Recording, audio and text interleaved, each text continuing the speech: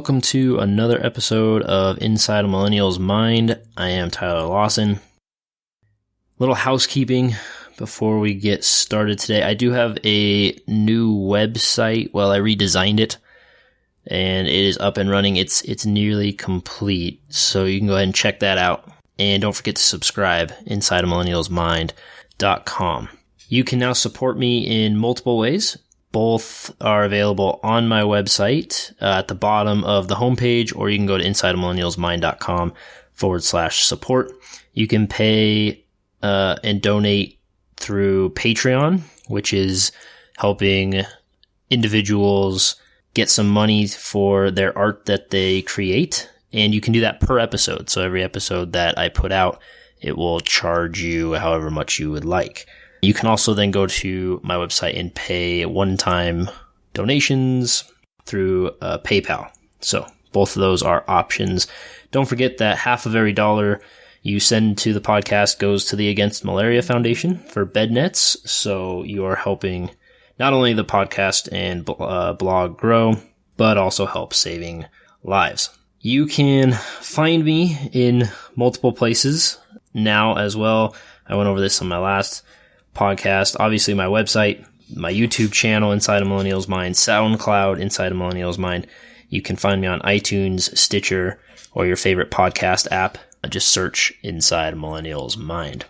If you're interested in helping out on the podcast or writing a blog for the website, being a guest, anything like that, you can go and contact me through email, Twitter, Instagram, Facebook. All can be found on my website.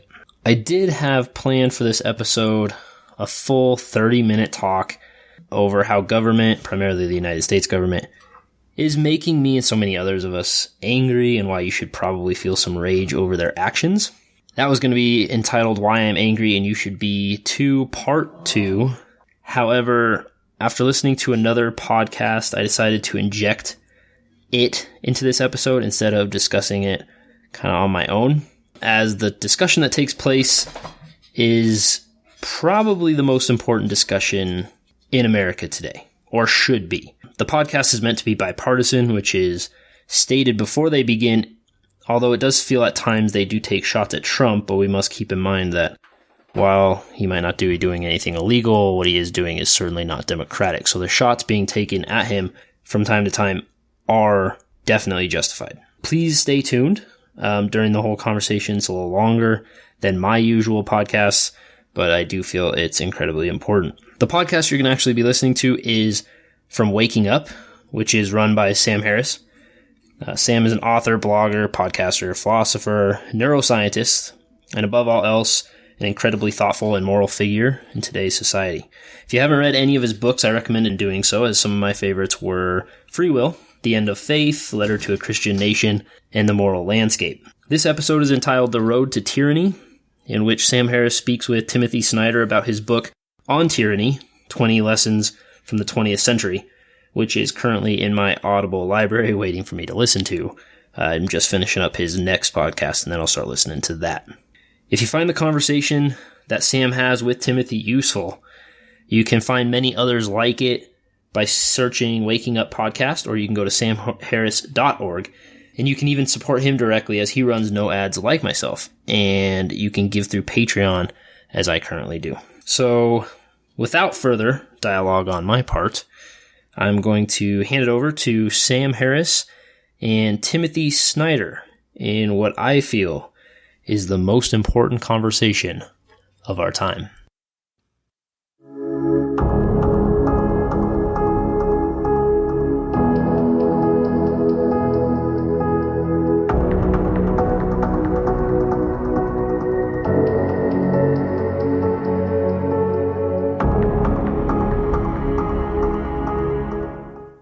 Welcome to the Waking Up Podcast.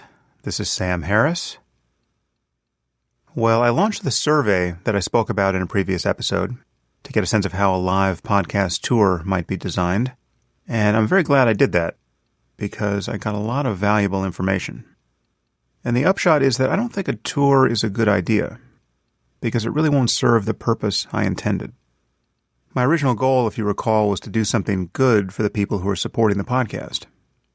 But here's what I discovered after doing this survey. The first thing is that even if I did a 20-city tour, I was planning 10, but even if I doubled that, nearly half the people who are supporting the podcast still live somewhere else. And many, understandably, found it very frustrating to know that I wouldn't be coming anywhere near where they live. So a tour twice the size of the one I was planning would leave out nearly half of the very people I was hoping to reach. Another thing I learned from the survey is that people find the economics of such tours fairly off-putting. Now, the economics are pretty surprising. They definitely surprised me. But when you add the rental of the auditoriums and the cost of travel and insurance and event planners and security and logistics and staging and AV, it all adds up. And the economics are these. It would take a $100 ticket, on average, to cover the costs of the tour. Okay, and that's definitely more than I'm comfortable with. But the survey revealed that most people assumed I would be making a fortune at that ticket price, when the reality is that I would need to sell out 1,000-seat auditoriums in every city just to break even. Now, we looked at what it would take to bring the general ticket price down to, say, $30, but it just isn't possible.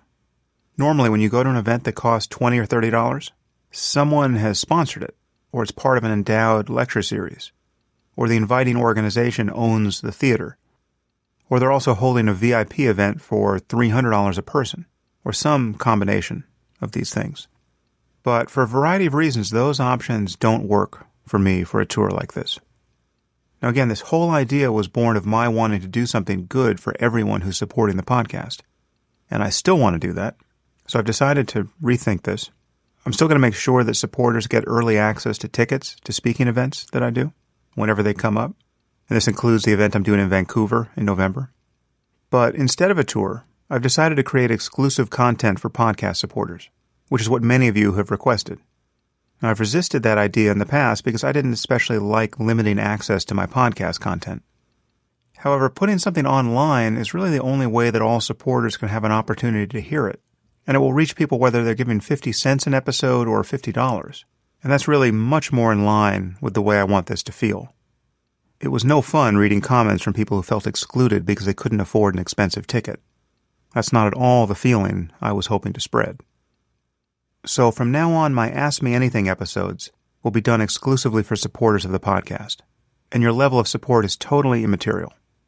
We've created a mechanism by which you can ask me questions on my website, and I'll reach out to everyone by email soon with the relevant information. Anyway, I really want to thank all of you who took the time to offer your feedback. 12,000 of you answered the survey in the first few hours. And once I saw the data coming in, I knew it was time to correct course almost immediately. So I suspect that won't be the last time I hit you with a survey. Thank you again for that. And now for today's guest. I love this interview. My guest today is Timothy Snyder. Timothy Snyder is professor of history at Yale University and a permanent fellow at the Institute for Human Sciences in Vienna. He received his doctorate from the University of Oxford, where he was a Marshall Scholar. Before joining the faculty at Yale in 2001, he held fellowships in Paris, Vienna, and Warsaw, and an Academy Scholarship at Harvard. He has spent some 10 years in Europe and speaks 5 and reads 10 European languages. He's also written for the New York Review of Books, Foreign Affairs, the Times Literary Supplement, The Nation, and the New Republic, as well as for the New York Times, the International Herald Tribune, the Wall Street Journal, and other newspapers. He is a member of the Committee on Conscience of the United States Holocaust Memorial Museum, and he's the author of several award-winning books, including The Red Prince, Bloodlands, Europe Between Hitler and Stalin, and Black Earth, The Holocaust as History and Warning. His latest book, On Tyranny, 20 Lessons from the 20th Century, which is what we focused on, is currently number 1 on the New York Times bestseller list for nonfiction in paperback. As you'll hear, this is a timely conversation, but please take my early admonishments about the nonpartisan nature of this conversation for what they are. We do talk a lot about Trump, but whether or not Trump is actually an example of Snyder's thesis can definitely be held to one side. You'll figure out what I think about that by the end, but it's actually not the core of the conversation. And now I give you Timothy Snyder. I am here with Timothy Snyder. Timothy, thanks for coming on the podcast. My pleasure. You have written this beautiful little book on tyranny. When did you write this? Because this is it's a very short book. I'm a huge fan of short books now, both as a reader and as a writer.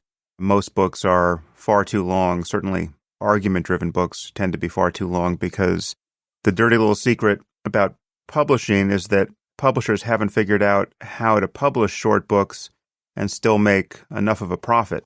A 300-page book could be 60 pages in many cases, but to publish a 60-page book just is not a profitable enterprise. But anyway, you've written a very short book on tyranny, 20 lessons from the 20th century. I just want to move through this book fairly systematically. But when did you write it? Because this reads as something you wrote the moment Trump became president. When did you actually start typing? So I'm going to give you a slightly pompous historian's answer and maybe defend publishers a little bit too. It's true that I wrote it very quickly, but it was a compression of longer spans of time, right? So it's a compression of the history of the 20th century, which in turn I've spent 25 years trying to understand. And along the way, many years have been invested very pleasantly in friendships with people who have lived through communism and sometimes fascism. And then fewer years, but still more than I'd like to admit, with students from Eastern Europe who themselves have lived through the failed promise of democracy and who have learned about resistance or relearned about it. And I've tried to learn from them. So yeah, I'll tell you when I wrote the book and how quickly I wrote the book, but it's as though all these layers of time are simultaneously present. I couldn't have just sat down and written the thing without all of that previous time weighing down on me. What I was trying to do was to convert all of that into a format that would be immediately useful. So yeah, I wrote the 20 lessons in a few hours after the election. And then the book I wrote in December in a few days. But in a way, like that itself demonstrates one of the points of the book, which is that we are in a critical moment where we don't have very much time. And so whatever was going to make a difference had to appear immediately at the very beginning. And I'm not sure that my press, in fact, I'm sure that my press hasn't solved the problem of how to make money out of a short book. I don't think they're making any money. But what they did do was join in this venture very enthusiastically. And for that, I'm really appreciative. Oh, yeah. No, it's fantastic. And so you have 20 lessons here, and maybe we'll just get through the first 10 or so. But I just want to make it clear that, I don't view this conversation as a surrogate for someone buying the book, no matter how comprehensive we seem to be in talking about it. And this can be generically said of the conversations I have with most authors. I try to not put people in competition with the free versions of themselves that exist online. I want people to buy people's books. But in this case, this really is just such a satisfying read. So I just want to make it clear that our listeners should buy this book and read it. You can read it in an hour. You can probably read it more quickly than we will have this conversation. But first of all, your writing is so wonderful and so lapidary and aphoristic that it's a pleasure to read. And I'll read a few pieces from it as we talk here. One criticism of this book, and we'll get into this and people will get a sense of just how worried you can sound about our current moment in history. One criticism is that it exaggerates the danger of Trump. And I'm wondering how you feel the book is aging over the first few months of the Trump presidency. Is there anything that has reassured you, or are you exactly where you were when you hit send to your publisher? So, let me again take a slightly different angle on that. The whole point of the book is that we have to spread out our political imagination and have a broader sense of what's possible. And that the danger precisely is that we just go day by day, and then every day seems normal. Even if, today is much worse than yesterday, we're very good at getting used to today. And then tomorrow, the same thing happens. So I didn't write the book, in fact, directly about Trump, although it is striking, and now I'll start to answer your question, it is striking how many of the things I wrote about actually have happened in the meantime. I wrote the book more for us. It was clear from 2016 that we were dealing with a candidate who didn't respect basic American institutions like the rule of law or democracy. It was clear that we were dealing with a man who was not tolerant, to put it very mildly, and who had a certain vision about how things should be run, which was not consistent with checks and balances or institutional constraints. It was clear that we had a man whose political heroes were foreign dictators who had precisely done away with the rule of law after being elected. So the question is not really so much Trump. The question is us. I mean, what happens in these situations is a person with the kind of character that he has, who finds himself in an institutional situation that constrains him, will push against those constraints. He can't really do anything else. That's who he is. And so the relevant question is more, can those constraints hold him? And even more to the point, what can we do to make sure those constraints hold him? That's what the book is really about. So, I mean, when I first posted the 20 lessons, there were a lot of people who thought that I was going overboard. But I have to say, as time has gone past, that has ceased to be a major reaction. And the more dominant reaction has been, how did you see this coming? And the simple answer is that history doesn't repeat, but history gives you a much broader palette of what's possible. And the point of the book is not to go point by point and hit off particular things that Trump will do, so much as to prepare ourselves to do a whole bunch of different things which make an authoritarian regime change less likely. So, yeah, I mean, some things people have done, I've been reassured by. I've been reassured by lawyers filing briefs in advance. I've been reassured by the spontaneous protests at airports. I've been reassured by the marches. I've been reassured by the new non-governmental organizations that didn't exist before. I've been reassured by the civic mindedness and patriotism of some of our civil servants. I've been reassured by the investigative journalism, especially investigative print journalism at the Washington Post. But on the other side, we have plenty of people who don't see that there's a problem at all. We have plenty of people who are doing the normal human thing of just normalizing the situation and basically taking whatever they're given from day to day. So my fundamental reaction about the notion that I'm exaggerating is Americans are super provincial. We don't really have a sense of what's possible because we've been lucky. We overestimate how much we deserve what we get, and we underestimate how we can just simply get unlucky. At the moment, we're unlucky, which means that at the moment, more is demanded of us than would otherwise be the case. Yeah, I don't want people to get the wrong sense of the connection between your book and this current moment, because, again, it does read not as narrowly focused on Trump, but you're talking about how democracies can fail and how people can not realize that they are being pulled by the tide of history in a very unlucky direction with great consequence. So we're going to get into this specifically now and talk about your points.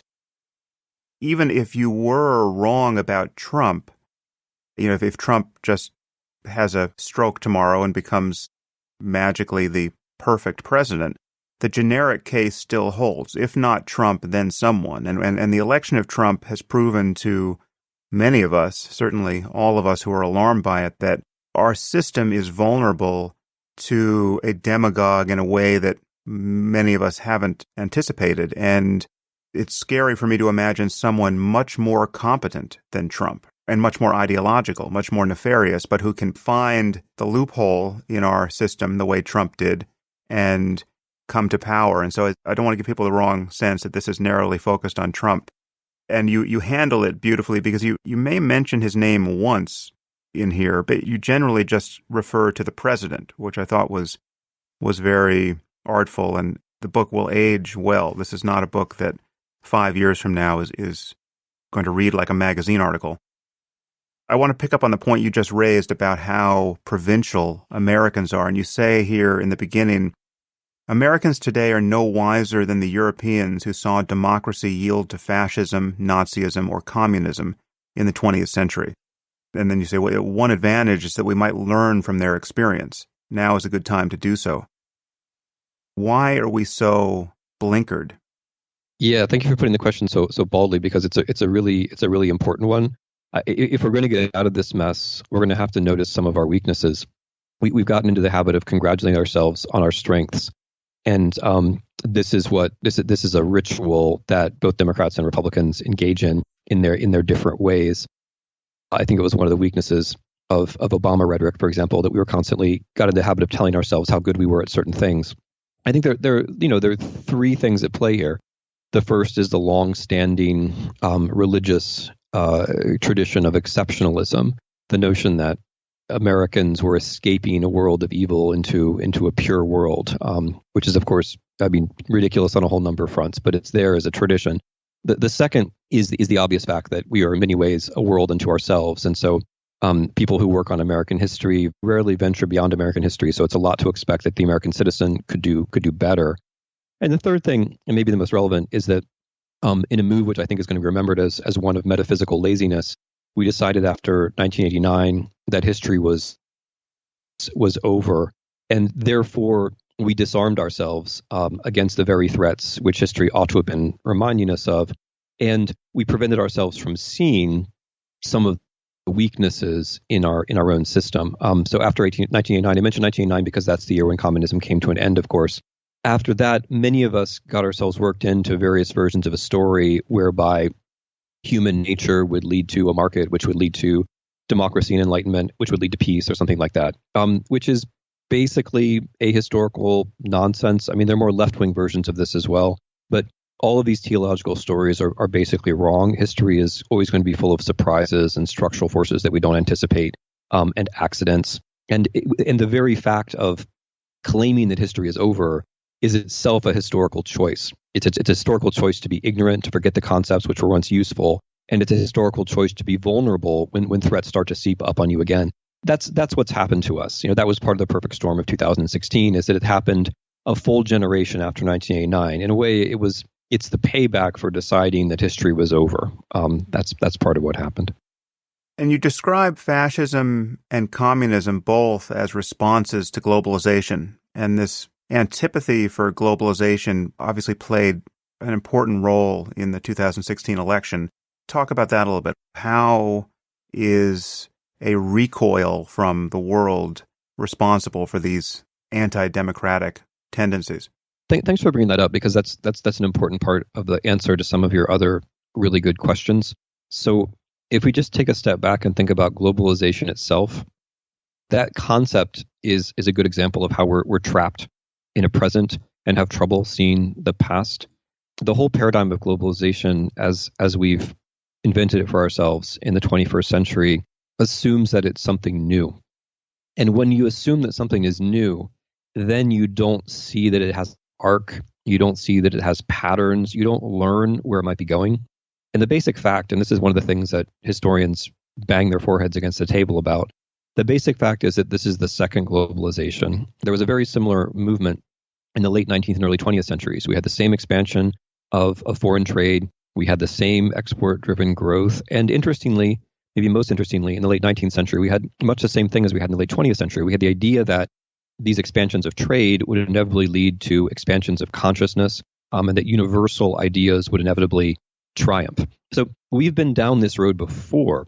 This is the intellectual history of the late 19th and early 20th centuries. And that globalization ends in, as we all know, the First World War, the Great Depression, and the Second World War. So the whole point of remembering this is to be braced. On the one hand, to be braced be braced in the sense of being sobered up, realizing that globalization can also go in these ways, that we shouldn't be surprised that there are contradictions in it and reactions to it, and that some of them can be quite extreme. But it's also bracing in the sense that it reminds us that there are people who lived through this the first time around, who are perhaps not only more experienced than we are because they came out the other end of it, they survived, but more articulate and perhaps wiser than we are, and we can save a lot of time by drawing on what they left behind, which is the point of the book. But anyway, that's just all prologue to trying to answer your question. It's natural that globalization is going to bring, even if it brings an average improvement in some kind of abstract notion of well-being, like GDP per capita, that is going to also produce local or fractally local inequalities, and it's going to produce various kinds of resentments, because globalization also is the globalization of comparison. It means that people compare themselves to other people in ways that they hadn't done before, and can often subjectively feel themselves to be the victims, whether or not they are objectively. That's clearly happened in the United States in the 21st century.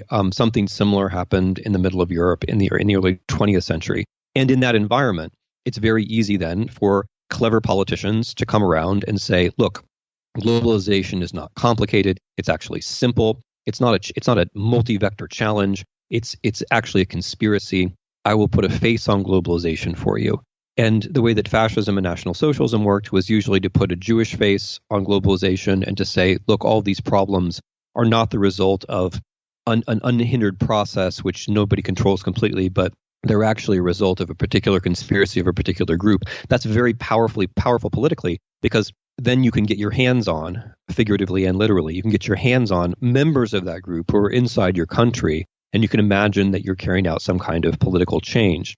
So similarly, although in a minor key, if we think about the U.S. in the 21st century, if we think about the campaign, now the presidency of Donald Trump, you see basically the same reaction to globalization. The problem is not that the United States can't control everything. The problem is not that globalization is always going to be full of challenges which we need to actually face and try to address. The problem is not that we need to have state policy. No, says Mr. Trump. The problem is that globalization has a face. It has a Chinese face. It has a Mexican face. It has a Jewish face. And that is a familiar form of politics, because what that does is it relieves Mr. Trump and the government in general of any obligation of actually addressing the challenges of globalization. And instead it replaces that with a form of politics in which we are meant to just chase after the supposed members of these various groups.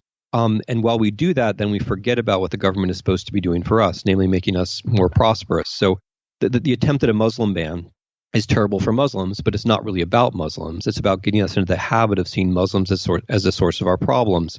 The new denunciation office at Homeland Security, where you're supposed to call up a bureaucrat in Washington if you think you've been a victim of a crime by an undocumented migrant. That's not about the migrants. It's about getting you into the habit of denouncing your neighbors. It's about bringing in a new form of politics. So this is how anti-globalization politics works. It's you give up. You say we can't handle it. We don't have the strength to deal with this. We're gonna personalize it all, and that changes politics inside the country in ways that we're starting to see. Well, when you put it that way, when you say it's not about undocumented migrants, it's about ushering in a new kind of politics, right? Where you have people informing on their neighbors. That seems to attribute some kind of nefarious intention or agency on the part of people who are currently in government. It's not a system working unconsciously in this direction. This is people, and correct me if I'm wrong, it sounds like you are alleging that people are having consciously undemocratic thoughts, whether we want to call them fascistic or some other flavor of edging toward tyranny. We can table that for a second. Yes, we do have people in the White House, such as Mr. Bannon, who are quite consciously ideological and think in far-right traditions that are anti-democratic. We have a president of the United States who spent 2016 telling us that democracy is basically faked, which is one of the things that people say in the first stages of regime changes. When it comes to denunciation, I think people half understand what they're doing, and then when it happens, they take the next step, whether it's the administration or whether it's the citizens doing the denouncing. You cross a certain moral threshold when you do it, but if you denounce somebody, you get praised for doing it, and then maybe you get the first crack at their property or whatever might follow, and then a new cycle begins. So yes, I would say quite clearly there are people who do have what you're calling anti-democratic thoughts. Absolutely. Part of the whole point of history is to recognize that democracy is not automatic, and there are plenty of people who don't like it.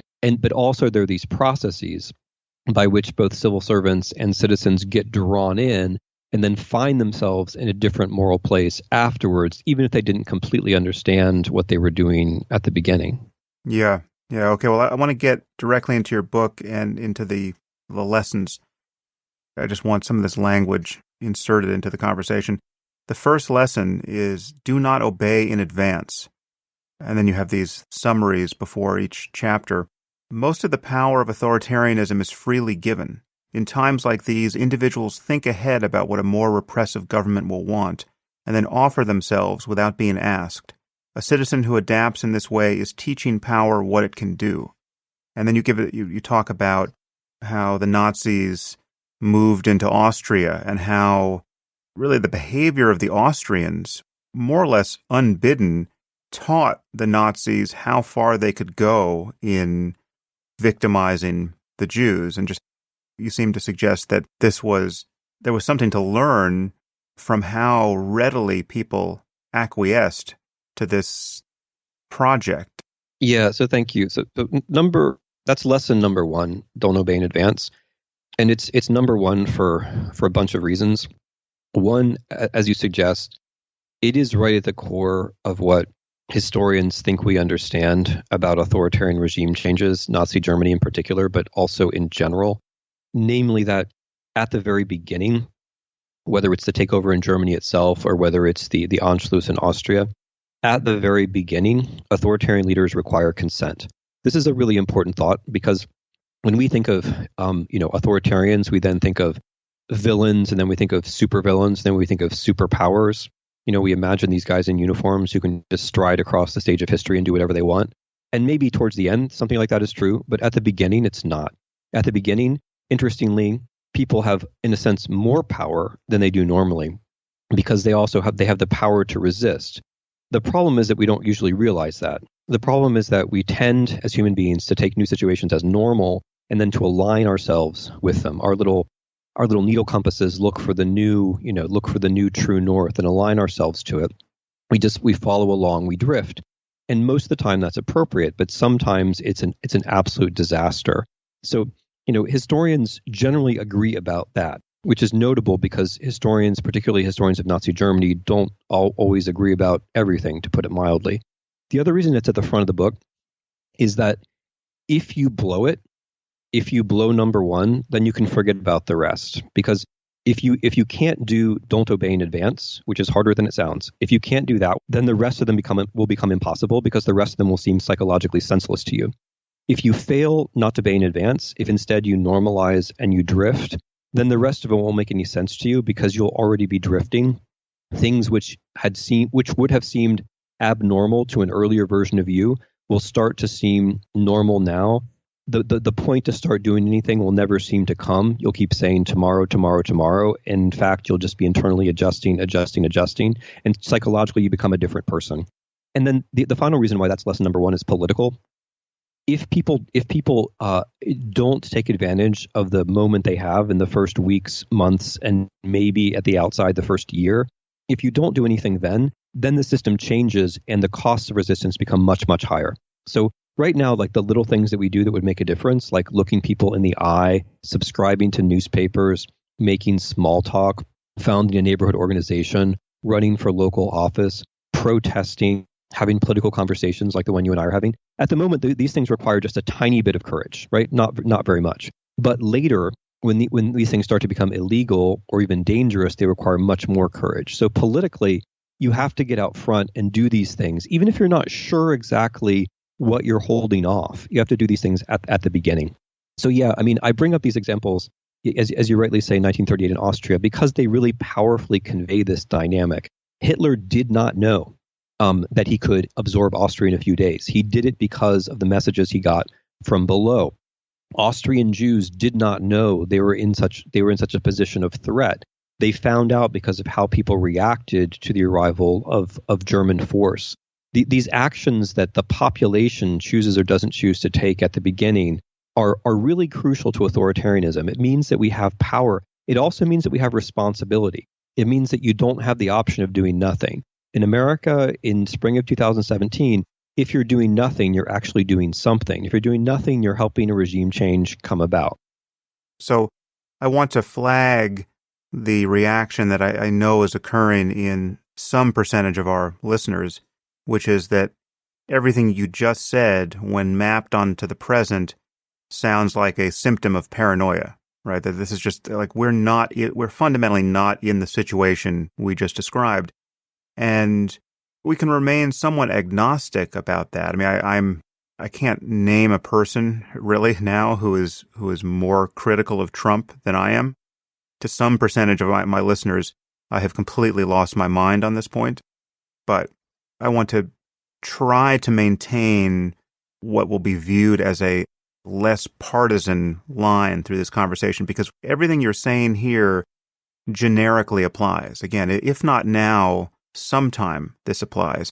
And certainly, you and I are going to be in large agreement about how much we should be taking seriously these concerns right now, given what has happened in the White House. But again, this is not, even if you're a fan of Trump, these dynamics are in play potentially everywhere all the time, no matter how stable your democracy seems. It's vulnerable to this kind of thing. So I want to move to point 2, which is defend institutions. And you say that institutions do not protect themselves. They fall one after the other unless each is defended from the beginning. And then you use Nazi Germany as an example. And then you quote from an editorial that I had never read. I've read a lot about the Holocaust. I had never seen an editorial like this. And this was written in a newspaper for German Jews. And this is the editorial from the newspaper. This is the editorial's position. So imagine, the New York Times writing an editorial like this in 1933 on the eve of the decade that would usher in the final solution. This is the perspective of German Jews in 1933. We do not subscribe to the view that Mr. Hitler and his friends, now finally in possession of the power that they have so long desired, will implement the proposals circulating in Nazi newspapers. They will not suddenly deprive German Jews of their constitutional rights, nor enclose them in ghettos, nor subject them to the jealous and murderous impulses of the mob. They cannot do this, because a number of crucial factors hold powers in check, and they clearly do not want to go down that road. When one acts as a European power, the whole atmosphere tends towards ethical reflection upon one's better self and away from revisiting one's earlier oppositional posture.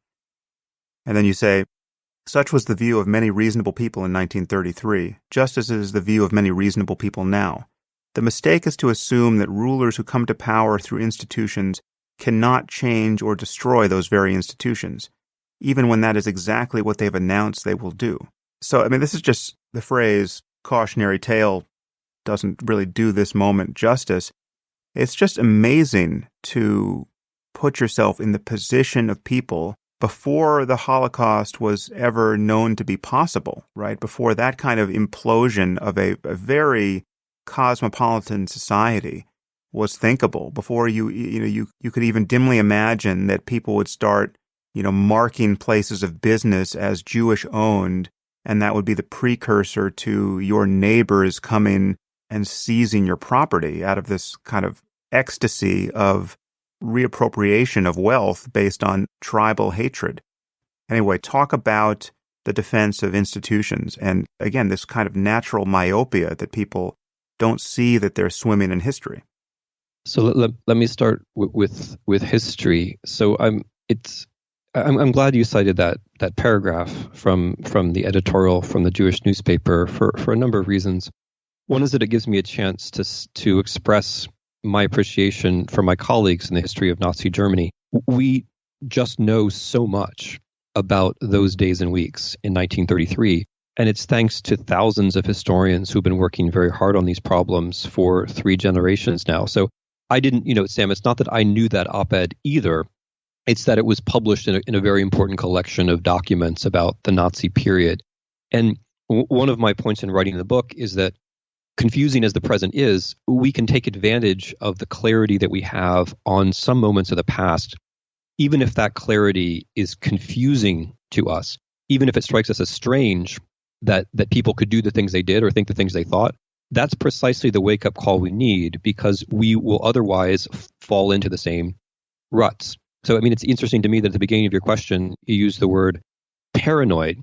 If someone had told the editorial board of that newspaper, which was a Jewish newspaper, that what was going to come, they would have likely had the same reaction, that people are being paranoid. The advantage we have is that we can get some distance on our own default reactions by looking back at the past. The second thing I want to say is that since I wrote the book, a number of new reasons have emerged why we should take precisely 1933 seriously. In the book, I say, history doesn't repeat, but it does instruct.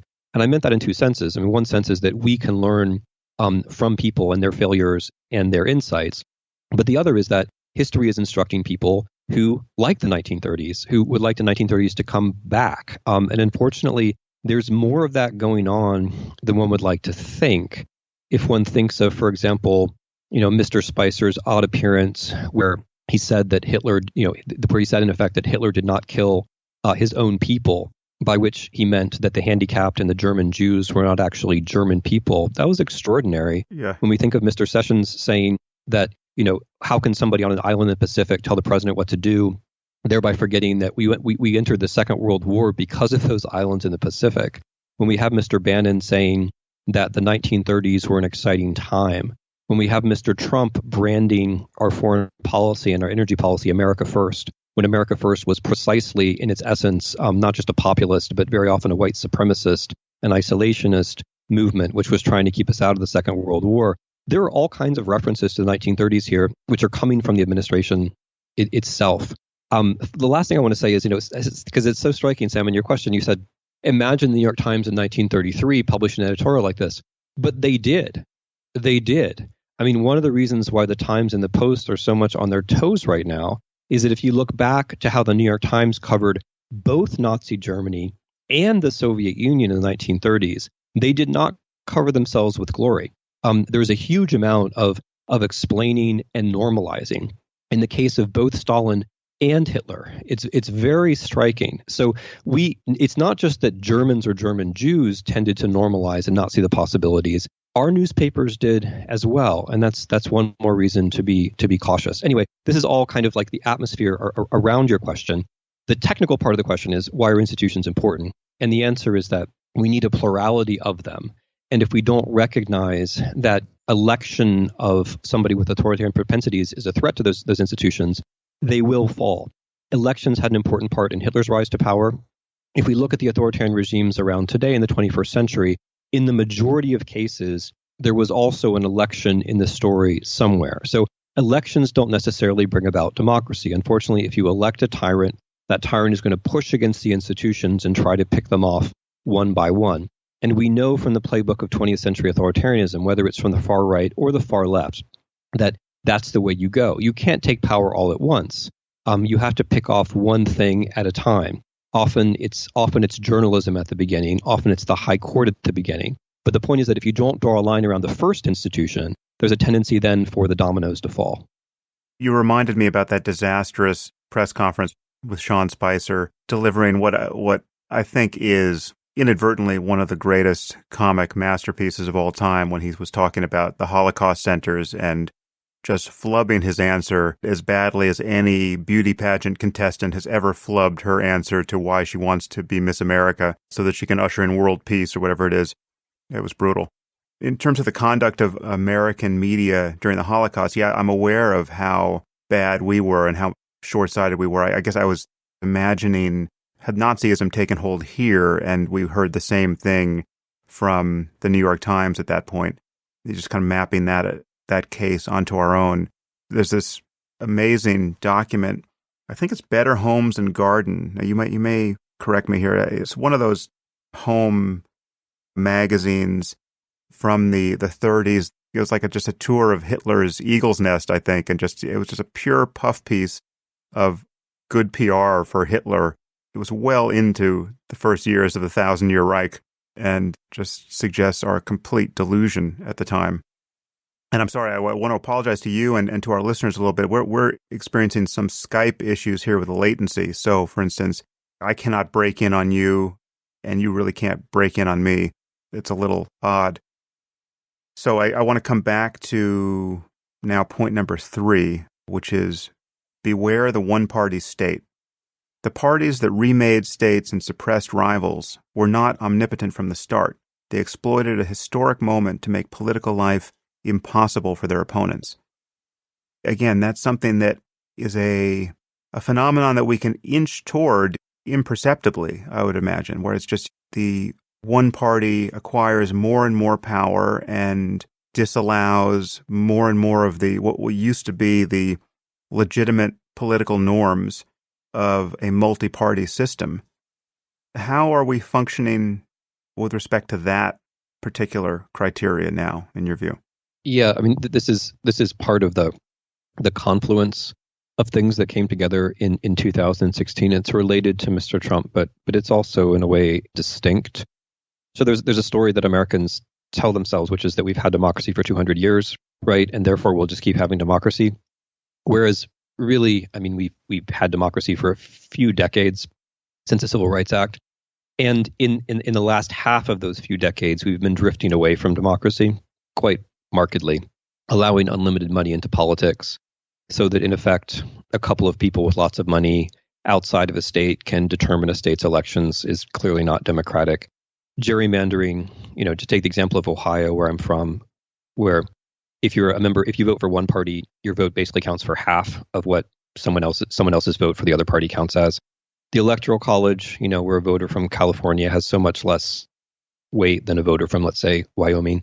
And that's leaving aside the voter suppression laws, which are probably going to get worse. My point is that we were drifting away from democracy already.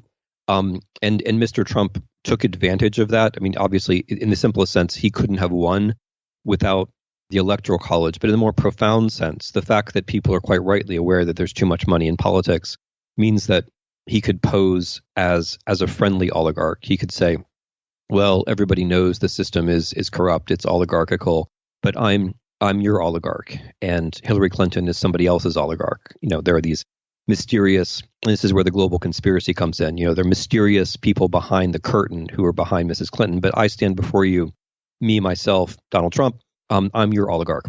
And of course, that wasn't true in many senses. I mean, it's not clear that Mr. Trump actually has that much money. It's also not true that there were no oligarchs behind him. There were. They just weren't American citizens. But he couldn't have ridden all of that without the basic problem of there being too much money in politics. And that's one of the issues. And another issue is the way that the game is now structured, so that Republicans tend to win, and that creates a problem even for themselves. So that the fact that 31 out of 50 state houses, I think, are Republican. The way that gerrymandering has become so surgically precise, it doesn't actually help Republicans in the long run, at least if they want to be a party in a two-party system, because it puts them in a position where they win, like this time, when they don't really have any ideas and they don't really have the policies which could help them. So, I mean, what are their policies now? Let's warm the environment. Let's poison the water. Let's poison the air. Let's take away health insurance from 25 million people. And let's give a lot of money to the rich. Okay. I mean, it's fine if people support those policies. It's just a matter of fact that the majority of American voters don't. So the Republicans find themselves in this position of undeserved success. And then when they look out at 2018, what are they going to think exactly? And this becomes then a danger for democracy. When you have a party that controls all the levers of power, and that party doesn't really have a way of democratically legitimating itself, it starts to become tempting to do other kinds of things to stay in power. And this is, again, not about Republicans or about Democrats. It's about human nature. It's about the need for checks and balances, which the founding fathers quite rightly foresaw. So we're edging into this situation, which I hope we can avoid, and which I hope and trust that many decent-minded, patriotic, constitutionally oriented Republicans will also understand. We're edging towards a moment where one has to be really careful not to slip into a one-party situation. It's because it's not just that it's unhealthy for Democrats. That's not the point. It's also unhealthy for Republicans, and above all, it leads to a situation that's very hard to get out of again. When people just get used to having power without being democratically legitimated, it's very hard to get out from under that again. You have this line from a David Lodge novel that is really poignant and beautiful. It's you don't know when you make love for the last time that you're making love for the last time. And then you say voting is like that. Obviously, everything is like that. Generally, you don't know the last time you are going to pick up your child, because suddenly they're too large to pick up, and you now realize it's been months since you picked them up. And that is a feature of life that renders it even more precious. But there's the application to this political situation is obviously apropos, and you say that no doubt the Russians who voted in 1990 did not think that this would be the last free and fair election in their country's history, which thus far it has been. And a little further down the page, the Russian oligarchy established after the 1990 elections continues to function and promotes a foreign policy designed to destroy democracy elsewhere. This is a generic human experience that people can take the actions, in this case democratically, that usher in the end of their democratic privileges. And they do this without any idea that this is what's happening. I guess in other contexts, they may have some idea, or a well-informed person should have some idea. You can respond to that point, but also I'd like to know in this context, what do you make of the fact that so many people on the right, I mean, really all of Trump's defenders, there are Republicans who don't defend him, obviously, but anyone who's defending Trump at this moment has to be perfectly sanguine or oblivious about the Russian meddling in our democracy and just the transparent attempt at this point to undermine it. We're talking about the party that won the Cold War, or think they did. We're talking about, if you had just gone back 3 years ago, you could have reasonably expected no one on earth to harbor more bias against Russia and its history of communism than the Republicans. How did we get here? So let me try to follow my own advice and start not with America, but start with the world. Because one of the elements of our provincialism, which is where you so nicely started the conversation, is that we imagine that things happen here and then they roll outwards, whether it's politics or economics or political theory or movies or fashion. We imagine that it happens here and then everyone else receives it. But that isn't so true anymore. And it's at least, it's not nearly as true as we think it is. And in some crucial respects, the reverse is really happening. In some crucial respects, the main political ideas and trends are not radiating outwards, or not moving from the west to the east, but are really coming from the east to the west. I'm not saying that the Russian system is stable. I don't think it is. But they have found a certain equilibrium point where you can institutionalize and stabilize radical economic inequality by way of a very steady and efficiently and beautifully produced diet of fake news, complemented by a series of manufactured quote-unquote triumphs abroad. This is a certain model. And bracketing for a moment the actual contacts between Russians and Trump or Trump's campaign, it's the model that we have to be aware of. We have to know that it's out there and that it's attractive to certain kinds of people. Now, that model cannot generate wealth. It can stabilize inequality. It can give reasons why there should be inequality, namely that we're in a constant struggle against the evil forces of the world. In the Russian case, those evil forces are terrorism and America. And the Russians, when Trump is not looking, constantly say we're responsible for terrorism. So, what it can't do is it can't generate reform, because reform would take the kleptocrats out of power, and it can't generate wealth. It can only justify a status quo of extreme inequality. And since Russia is not alone in the world, what the Russians came to understand, or what Mr. Putin, who's a very intelligent man in many respects, came to understand, is that you have to remove the competition. You have to make the rest of the world more like Russia. If Russia's not going to be more like Europe, make Europe more like Russia. And the way to make Europe more like Russia is to support right-wing populists rhetorically, with propaganda, with money, and to support right-wing populists in the United States as well, which has been going on for some time.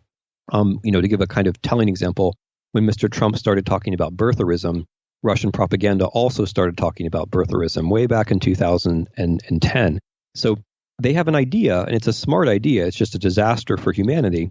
The idea is to bring everyone else down to Russia's level, and to do so partly by supporting the far right, but also partly by trying to spread this idea that there's no such thing as truth, that everything is relative, that there are no facts, and because in that environment, political activity and political opposition become incoherent and impossible.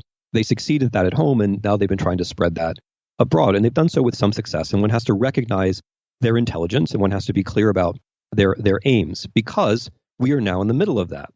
What's happening to us has been much more a result of intelligent Russians acting intelligently according to what they see as their own interests than it has been a result of our figuring out what's actually going on. When it comes to, so now to get to your question, when it comes to Republicans in Russia, first of all, one has to accept that there are plenty of people who do see Russia as a positive model. It's not just Richard Spencer, who talks about how Russia is a positive model. There are plenty of evangelical Christians who, perhaps more quietly, regard Russia's stand against what they see as an Islamic problem and They regard what they see as Russia's embrace of orthodoxy as a positive model. What they see as Russia's appropriate line about homosexuality as positive. There's been a fair amount of circulation of ideas in people through Moscow and back through the American heartland. So there are plenty of people who see Russia as, quite properly, the leader of a right-wing movement. And this also addresses what you say about the Cold War. I mean, you and I might still think about the Cold War when we think of Russia, but the American right really no longer does. The American right looks at Russia and they see what they think is a model of an anti-terrorist, religion-loving leadership. That, of course, is all just complete hogwash, manufactured for abroad. It's just as bogus as the image of the Soviet Union in the 1930s that attracted elements of the American left. In many ways, it's very similar. Now, in fact, Russia is a very poor country where people are not free, where basically nobody goes to church, and where the number 2 or number 3 person in the country is himself a Muslim terrorist, right? So it's not what people on the American right think it is, but nevertheless they have bought into that image, and it's partly a result of their traveling to Russia. It's partly a result of Russian propaganda. So I mean, we have to accept that in some sense, the people on the American right are correct. If you want if you want a kind of kleptocratic, extremely unequal, authoritarian, nominally though not really Christian regime, then they can see Russia as a positive model. That makes a certain kind of sense. Now, if that's not you, if you don't have those ideas and you still think the Russian meddling is not an issue, then there's some factual issues here. And I mean, so I think there are plenty of people who are Trump supporters or Republicans who think the Russia thing, or as Mr. Trump puts it, the Russia and Trump thing. If you think it's not real, I think that's probably an information siloing problem, because if you follow even the Russian press, which is where I started, I mean, I broke this story well over a year ago, writing from Russian sources, because it was quite clear from open Russian sources that the Russian political and media elites were siding with Mr. Trump.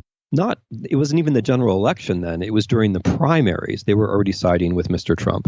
And then there were a whole series of revelations over the course of 2016, which everyone should know, right? Everyone should know that the first foreign policy speech was written by somebody on the Russian payroll, that the first Russia advisor of Mr. Trump was on the Russian payroll, that Mr. Flynn, who was the advisor for security affairs and then briefly actually the national security advisor, was on the payroll of a Russian propaganda outlet, that Paul Manafort, who was the campaign manager, was not paid by Mr. Trump, but that he was someone who had offered up to Mr. Putin the possibility of softening up American democracy for Russian influence. These are all things that are publicly known, right? It's also publicly known that Mr. Kushner had to lie about his contacts with Russia in order to get security clearance. It's publicly known that Mr. Sessions had to lie about his contacts with the Russians in order to, he perjured himself at his own confirmation hearings to become the most important law official in the land, which is just absurd and grotesque. These things are all publicly known. They're not denied. They're in the record. So I think that there's also this question of the siloing off of information where some people think, okay, Russia connection, bad for Trump, therefore must be manufactured by his enemies. And that's a way of thinking which is dangerous and anti-democratic. I mean, if we're citizens, we all have to confront the facts as they are and welcome an investigation, because if there was no collusion, then fine, then okay, then there was no collusion. If there was collusion, it benefits us all to know about it. Yeah, well, the siloing of information is an enormous problem, which I've been speaking about more and more, and we'll get to it more because I want to talk about the hostility to facts, which is, I think it's your point 10, which is crucial and cuts through all of this. But the siloing of information is this enormous problem, which we're going to spend the rest of our lives grappling with.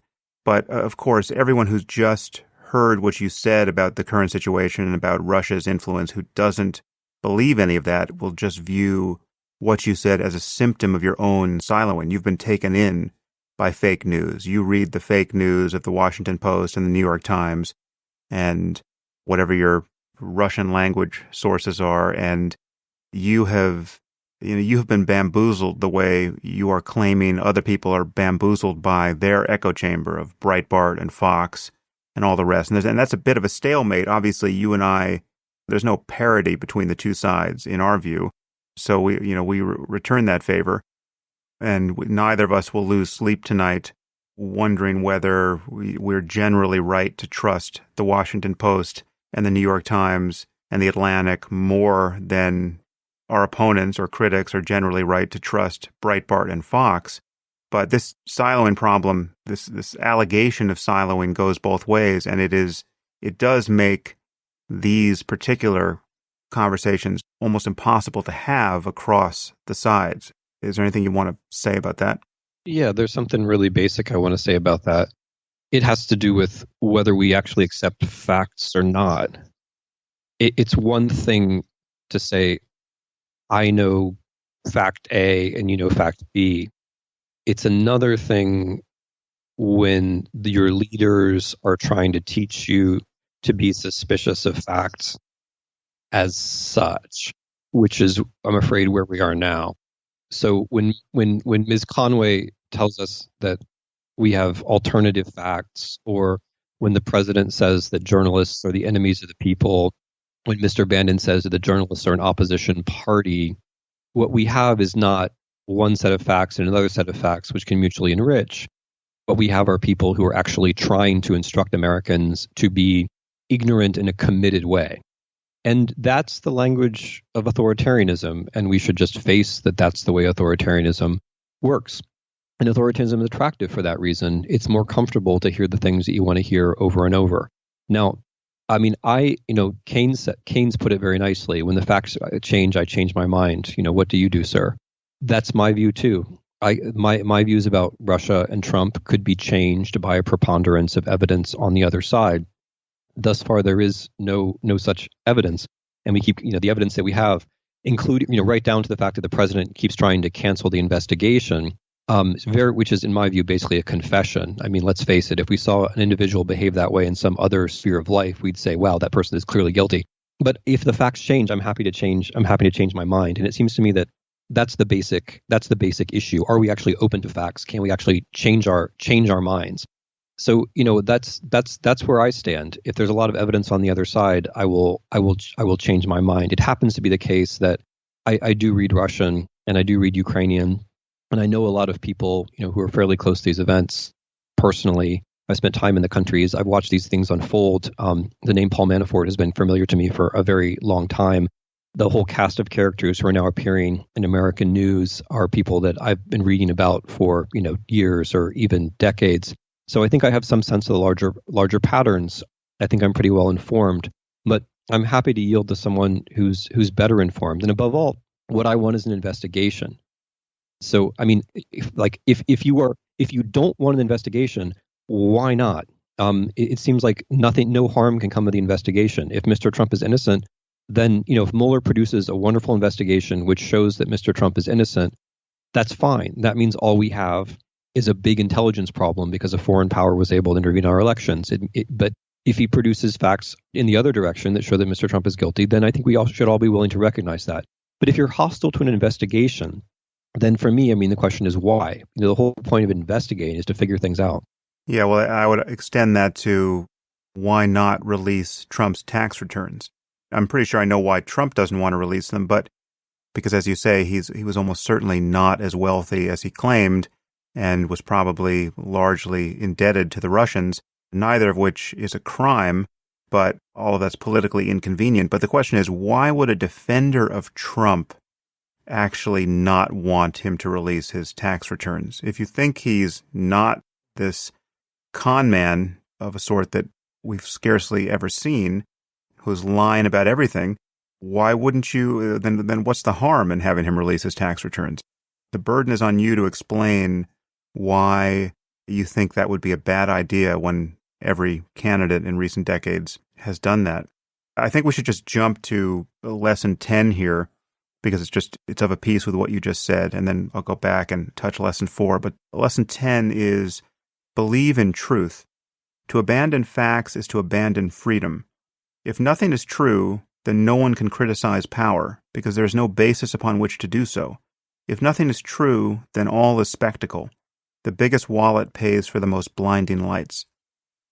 That's really what has been so animating to me and infuriating more than anything else, has been this assault on truth, this eroding of the norms of civil conversation, where when something is as plain as day, you're forced to acknowledge it. You're forced to acknowledge it by the press. There's personal shame associated with failing to acknowledge it. There are reputational costs.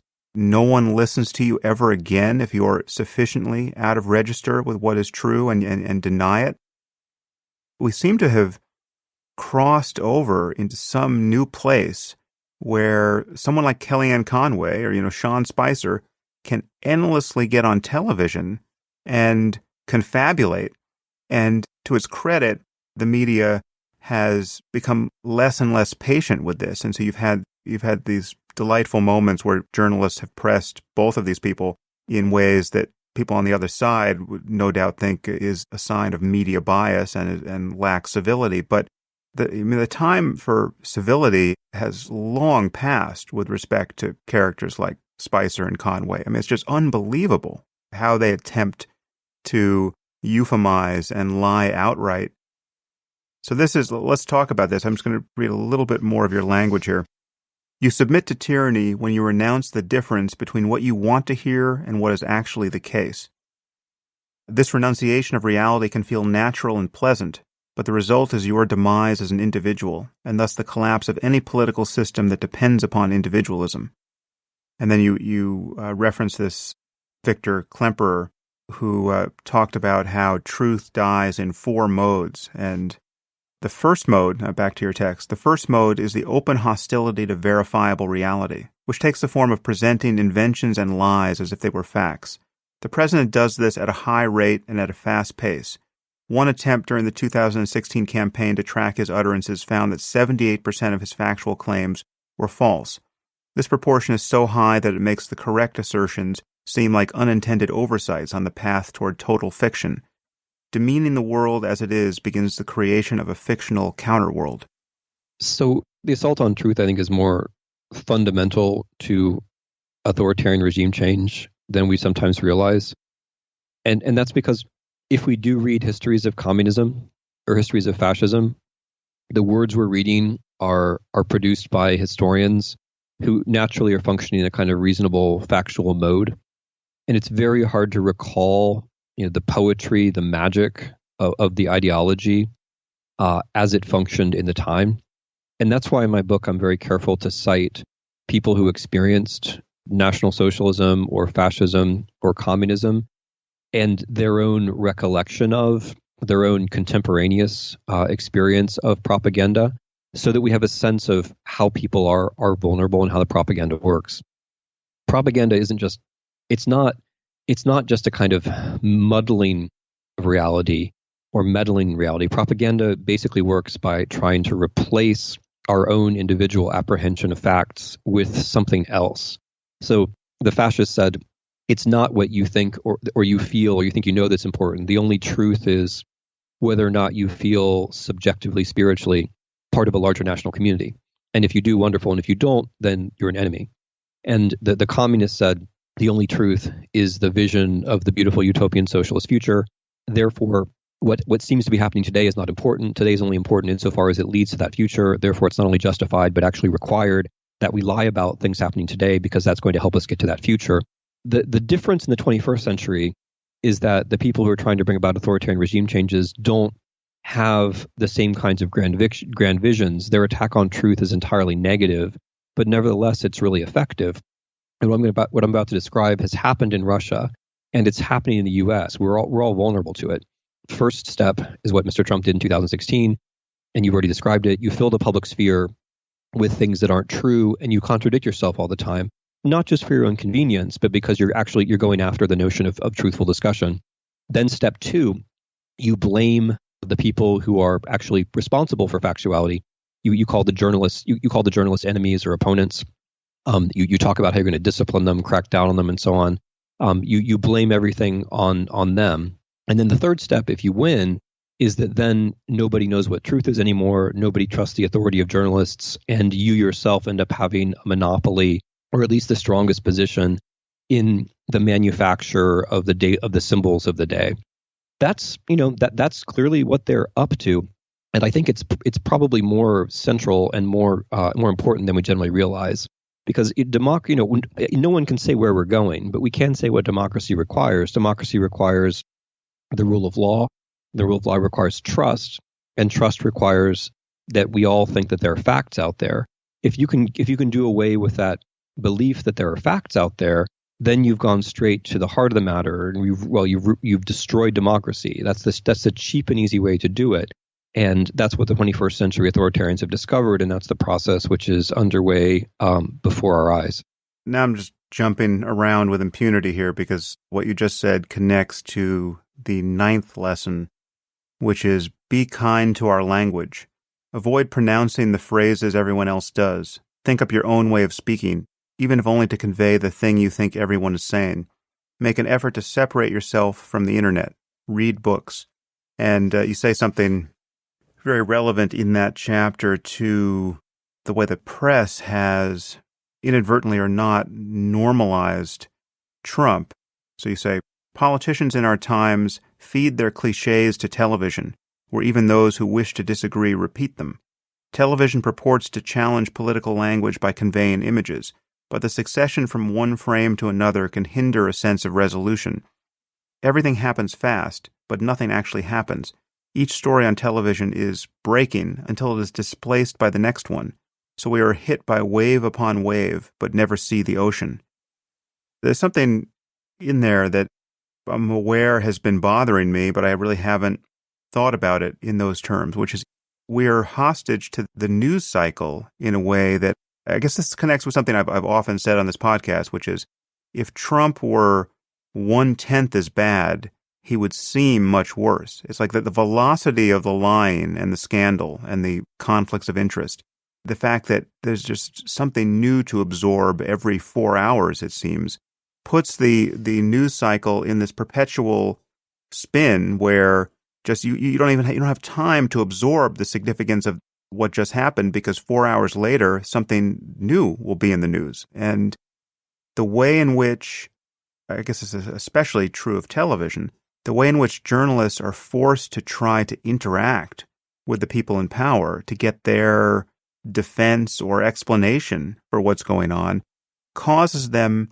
to normalize the quite crazy terms that are spewing from these people in power. Again, this often happens even in the mode where they're seeming to be critical. They are adopting the language that is already distorting our perception of what is politically normal. Yeah, this is one of the reasons why I'm so careful with language in the book, and why the formulations in the book, I think, will often seem different than the kinds of formulations one would find on television or even in newspapers, because I'm trying really hard on the basis of the things that I think I know to conceptualize the present. And I think that we can all do it. I'm now going to put a more optimistic spin on your question, because I agree with all your premises. We're not really trapped by all this, though. We act like we are, but we're not really trapped by it. We can decide that we're only going to watch news on television for half an hour a day or a couple of hours a week and schedule it rather than getting lost in it. Likewise, with the internet, we can decide that we're going to spend half an hour a day and schedule it rather than just getting drawn in. The truth is that we don't actually gain anything by watching more. We can, if you want to know the news, reading a good newspaper and by the way, subscribing to it for half an hour a day is going to be better than watching television or clicking on the internet for 3 or 4 hours a day. We can do that. We just have to say, okay, this matters to me. I'm going to discipline myself a little bit because I want to be a free person. And that also clears up the time for reading and for speaking with other people. So I'm not telling people what to think. What I'm trying to remind us all of is that the smart critics of authoritarianism, and this goes all the way through the 1970s and 80s and through our own history of being a country that was once against fascism and once against communism, at least in big parts of its elites. We once had all these concepts, and we had these concepts in part because we were reading books, but also in part because just general reading, just the ability to bring to bear constructs, to bring to bear phrases that might apply to something which has struck you. Because when something happens, you can react one of two ways. You can react in terms of the mental preparation you've made yourself, or you can react according to the way people want you to react. And even though this administration is in many ways incompetent, and we can laugh at it sometimes in its messaging, as we say, nevertheless, they have their way that they want us to follow, and many people do just follow. But I guess the fundamental thing that I would want to track here, it would be freedom. We're not really free unless we can put our own words on subjects. And unless we can put our own words on subjects, we also can't really talk to other people. Because if we speak the words of the internet that we look at or the television we watch, the other people will recognize that, because in the internet they look at or the TV they watch, those are the very words and phrases that are being criticized. If we can find some other way to frame our concerns, then we might evoke in the minds of others some associations which go beyond what they were just watching. So the reading is also a precondition to the conversation. I think the conversation is also something that we very much need politically. Now we're coming up on over an hour. I'm mindful of your time, Timothy, so I think I'll take one more chapter here, which is chapter 4. Take responsibility for the face of the world. The symbols of today enable the reality of tomorrow. Notice the swastikas and other signs of hate. Do not look away and do not get used to them. Remove them yourself and set an example for others to do so. And then you start this chapter saying, life is political not because the world cares about how you feel, but because the world reacts to what you do. The minor choices we make are themselves a kind of vote, making it more or less likely that free and fair elections will be held in the future. And then you go on to talk about something that Václav Havel wrote in The Power of the Powerless. And he was pointing out that, and this is back to your text, the continuity of an oppressive regime in whose goals and ideology few people still believed can be maintained. And now back to your text. He offered a parable of a greengrocer who places a sign reading, "Workers of the world unite," in his shop window. It is not that the man actually endorses the content of this quotation from the Communist Manifesto. He places the sign in his window so that he can withdraw into daily life without trouble from the authorities. When everyone else follows the same logic, the public sphere is covered with signs of loyalty and resistance becomes unthinkable. It's that withdrawal into daily life that is interesting to me. And I think people feel it on both sides here. I mean, people who would never, at least at this stage, post or utter any sign of loyalty still find it, in certain cases, too painful to express any dissent, or too risky socially, or it's just not worth the hassle. What's the point of going public with one's feelings on this? Maybe I'll talk about the risks and the rewards by returning to some of the remarks you made at the beginning of the conversation, where you were trying to gather in listeners who might find the direction of this conversation to be too extreme. I just want to stress that in the connections that I'm making, I'm being instructed not just historically but also personally by people who have lived through these kinds of regimes, and it's not just the knowledge or the appreciation of the generosity of the political theorists whom I'm citing. It's also the contiguity, the personal contiguity, which makes this all seem real to me. So, I mean, just before I started talking to you, I was returning an email from a woman who is the daughter of a German Holocaust survivor, and who talked about how her mother, before she died, her mother forgave her German friends for their embrace of unfreedom. So she watched it happen. She fled as a girl. Her family fled. She survived, but she remembered this process. Or there was a Polish Holocaust survivor who I know, or I should say, knew, who had a wonderful career in literature and was writing up to the very end, but who suffered from cancer. And when Trump won, decided to no longer treat the cancer. In other words, she decided to die. She didn't want to see it happen. So, I mean, those are just two examples of an awful lot of communication that still happens between me and other people who work on those parts of the world and earlier generations. Havel was also somebody who, at the end of his life, I knew. And so it's not just that I appreciate his wisdom, it's also that his presence in my life and in the life of so many others reminds us that this happens to people like us. We're learning from these people because they're people like us. Nothing ever repeats, but similar things can happen. And it's not at all clear that we're as wise as someone like Hubble. The fundamental point in lesson number 4 about the face of the world, and also in a number of the other lessons, like the one about small talk, has to do with everyday power. What Hubble is saying is a bit like what we were talking about before with lesson 1. It's precise. Ironically, it's precisely when we're facing incipient or weak authoritarianism that we actually have more power than we do at other times, because gestures and words and handshakes count for very much more. They count in terms of our own psychological alignment of ourselves as free people. They count in their affirmation and their encouragement of people who might feel marginalized. We don't know who those people are, but if we affirm everybody, then we know people are going to feel better. And we also are able to change the general atmosphere.